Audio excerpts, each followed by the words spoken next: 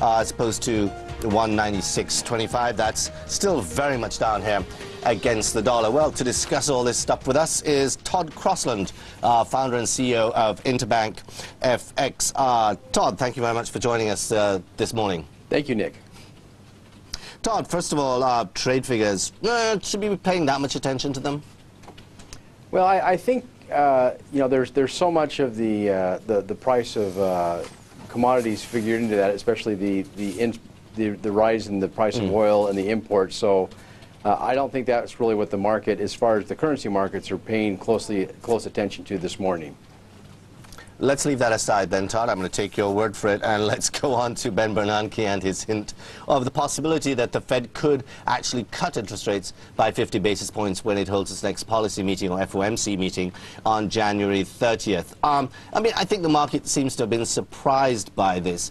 How do you think, Todd, the market should be taking this? Should this seen as a positive in the sense that it'll improve growth in the U.S. and avoid a recession, or should it be taken as a negative in the sense that yield differentials obviously are now going to be working much less in the dollar's favor?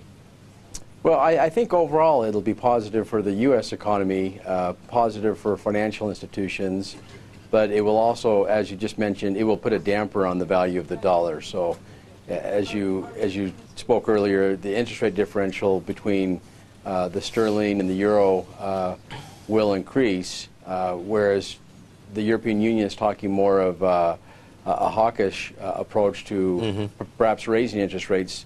The U.S., with lowering interest rates, that differential will increase, and that will put continued pressure on the dollar, we see. One thing that does intrigue me here, Todd, is that, you know, let's face it, everybody knows that there's going to be a long, continuous stream of bad news still coming out on subprime exposures and the likely write-downs. But here, Merrill Lynch's write-down, okay, I think the market had initially been expecting $12 billion. This morning there were these stories, I think it was in the New York Times, suggesting $15 billion. And yet the market was enough to sort of send the market once again reeling. I mean, one can't help feeling that, you know, the subprime crisis is here to stay, and, you know, the fact that a lot of people think, well, it should be all discounted, but that's not the case. I mean, what do you think? Well, I think we really need to see the next two quarterly earnings reports come out from these major financial institutions. I think after the first two quarters of 2008, all of the CFOs should have calculated their risk, and they should have all have taken the appropriate write-downs. So I would imagine by mid-2008, hopefully all of the bad news is behind us. But so essentially that means that for the next 5-6 months, Todd, we remain pretty exposed to, you know, the sort of ad hoc announcements coming out from these banks, leaked stories or whatever, that could really still rock the world, so to speak. I agree. There still will be that volatility, I believe.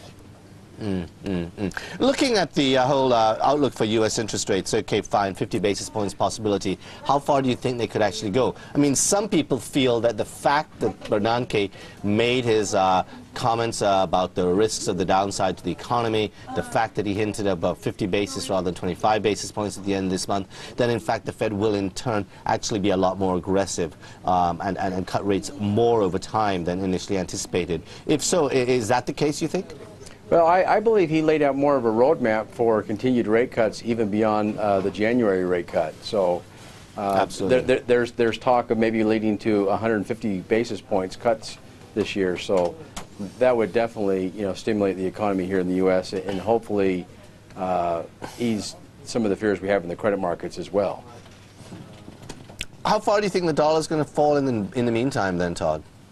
Well, it's kind of been a tale of two different spectrums. We've got the dollar very weak against the euro, but the dollar has not been as weak against the British pound. Yeah. So there's been a little bit of a divergence there. And as you look at the dollar versus the yen, it's really been a factor of whatever the financial markets are doing. You can just you can bet on what the dollar is going to do against the yen. So weakness in the financial markets, we've seen weakness in the dollar against the yen. What about, I mean, coming back to let's look at the euro, for example. I mean, we had the highs last year just underneath 150. Do you think that it's likely that the euro will actually be able to push back up, certainly after the ECB's hawkishness yesterday, to be able to push back over that and we'll go to new record highs, or do you think that that's really not likely at this point?